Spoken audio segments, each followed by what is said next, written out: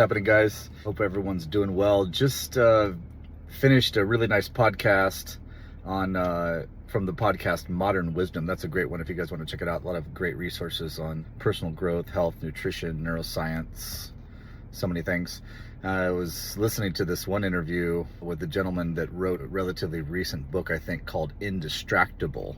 And he's talking about how, especially in the modern age, we have these phones and computers and different things that have these notifications that pop up all the time. People in group chats and phone calls coming in and texts and WhatsApp and all these notifications. And a lot of times we're the slave of the notifications. We're always getting notified and then we rush over to check it out. And a lot of times it's not important, and this can happen all day. So this is actually happening to me, and I was getting really distracted in the gym. He talks about embedded in the word distracted is traction, and within traction is action. So distraction is anti-traction. So it's stopping your traction.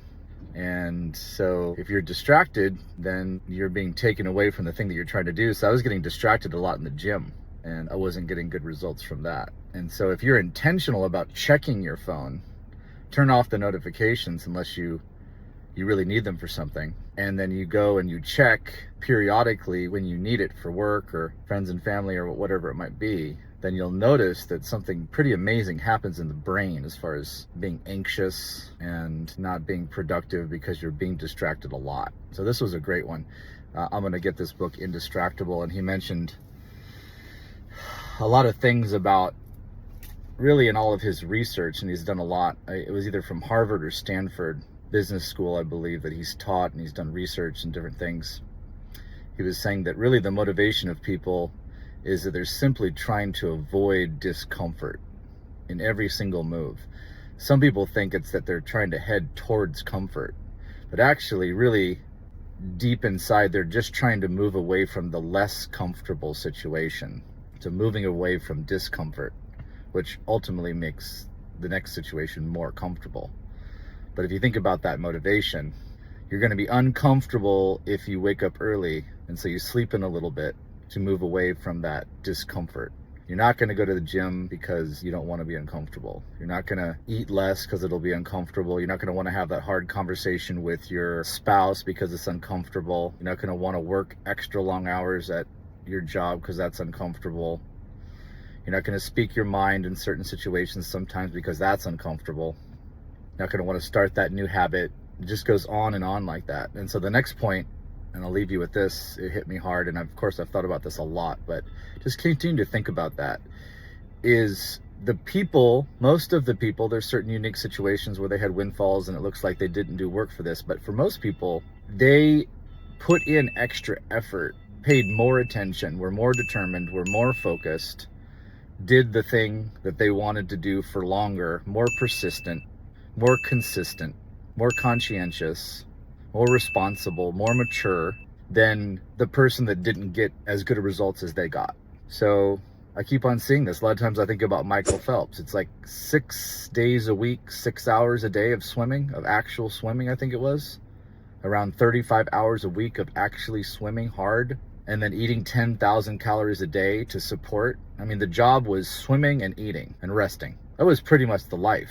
There wasn't a lot of family time. There wasn't a lot of video game time. There wasn't a lot of recreation time, not a lot of relaxing time. It was basically train, sleep, and eat. And a lot of times you'll see these t-shirts, bodybuilders and athletes, train, eat, sleep, train, eat, sleep. A lot of people don't get the really, really good results in athletics because they want to do a lot of other things besides train, eat, and sleep. And I get that. So it's also absolutely okay if you don't want to have those superior results, but don't be an illusion about what it takes to get those ones, especially at the very top end. You look at a Steve Jobs or Elon Musk or Albert Einstein or Oppenheimer from the Oppenheimer movie, on and on. They just sacrifice so much of their time and their personal pleasures for a bigger purpose. Purpose over pleasure, I keep hearing. They're not having as much short-term pleasure that's just fleeting and not that meaningful.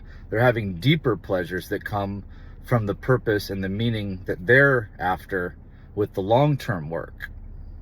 You know, they built up a really physically fit body through proper nutrition and exercise over many, many years. They built a business over many years of hours and hours and hours, working on the weekends sometimes. Look at Tom Bilyeu from Impact Theory. Sold his business, I think, for $1 billion.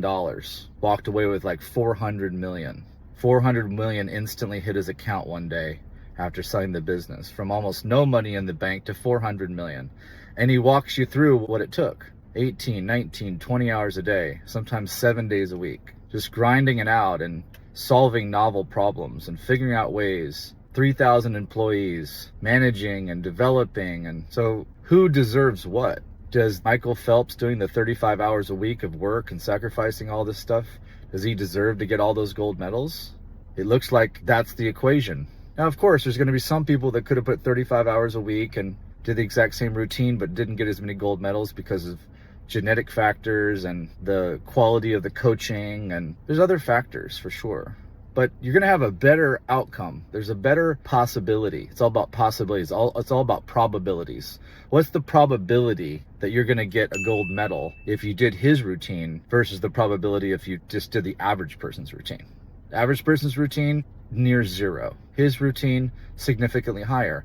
So that's the way you're going to do it. Try to build the strategy around the actual level of the result. And then you just let the universe create what you deserve, your specific situation.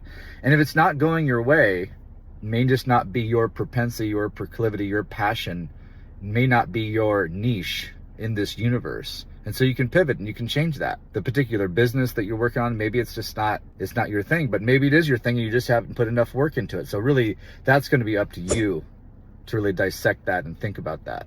That's where those sacrifices and those austerities and those long hours and those really focused sessions of thinking, of problem solving, that's where they come in. And then the result, the fruit that you get from that is you admire yourself for doing the hard thing, admiring yourself for not taking the easy way out, looking back and seeing what you built, what you were able to do. This is deep. And then when it serves you and it serves others, it has a noble mission, it has something that truly helps you and helps the world, then this is just stacking on itself, stacking and stacking and stacking deep meaning and purpose behind what you're doing. Extremely fulfilling. Beautiful life, wonderful. You're feeling awesome. Biochemistry is flowing day in and day out. Your brain is serving you with pleasure because you're on the right track. Often when you're not feeling right, there's something wrong with your body, there's something wrong with your mind, there's something wrong with your lifestyle. Your body and your mind are telling you, hey, something's wrong. Red light. The red light on the car is on. Something's wrong. That's the things like anxiety and depression. And sometimes there may be a genetic situation. There may be some trauma, some physical trauma. There may be some psychological trauma from the past. But still, the pain, the displeasure, the uncomfortable situation is pointing to a problem. It's actually a gift. It's a wonderful gift because it at least shows you that something's wrong. If you put your hand in the fire and it didn't burn, not that it didn't burn, but if you couldn't feel it, you could have that thing sitting in the fire and you wouldn't even know it, and it just would burn right off. It would melt right off, and then your hand's gone.